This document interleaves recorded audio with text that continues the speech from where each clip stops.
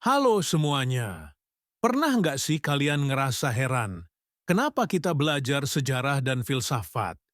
Kedua bidang ini tuh kayak kunci buat ngerti cara manusia berkembang. Dari sekadar bertahan hidup sampai bikin teori serumit eksistensialisme. Jadi, hari ini kita akan bahas gimana sih hubungan sejarah dan filsafat. Dan kenapa ini penting banget buat kita. Oke, kita mulai dari yang paling dasar. Sejarah itu kayak rekaman perjalanan umat manusia, mulai dari peradaban Mesopotamia ribuan tahun lalu sampai revolusi industri yang mengubah segalanya. Tapi, sejarah nggak cuma catatan fakta-fakta aja loh. Di balik setiap peristiwa besar, ada pemikiran-pemikiran yang lahir. Dan disinilah filsafat masuk. Filsafat, di sisi lain, itu kayak upaya manusia buat ngerti dunia dan tempatnya di dalamnya. Pemikiran Sokrates di Yunani kuno, misalnya, bukan cuma soal bertanya. Dia ngajarin kita buat kritis sama apa yang kita percaya. Terus, ada juga Immanuel Kant di abad ke-18 yang bilang kalau kita harus berani berpikir sendiri, alias sapere aude. Nah, gimana sejarah dan filsafat ini nyambung?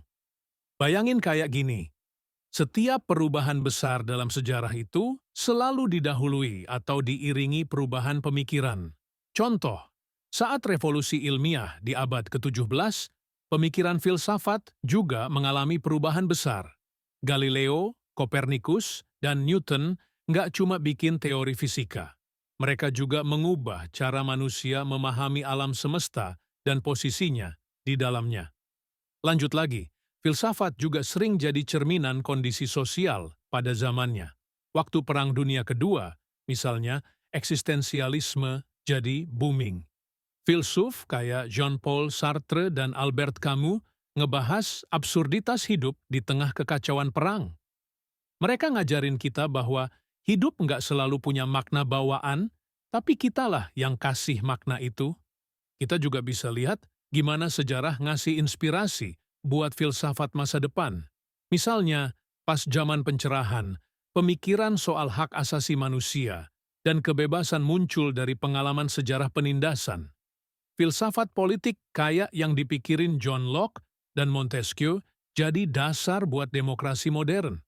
Sekarang, apa sih yang bisa kita ambil dari semua ini?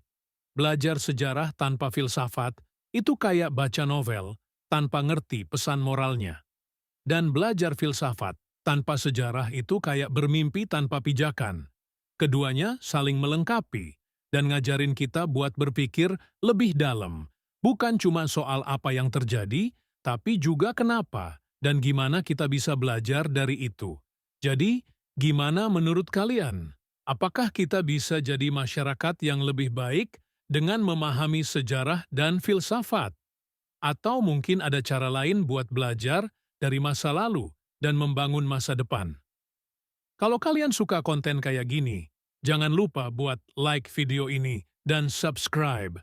Kita bakal bahas lebih banyak lagi tentang sejarah, filsafat, dan topik menarik lainnya. Stay curious, dan sampai jumpa di video berikutnya.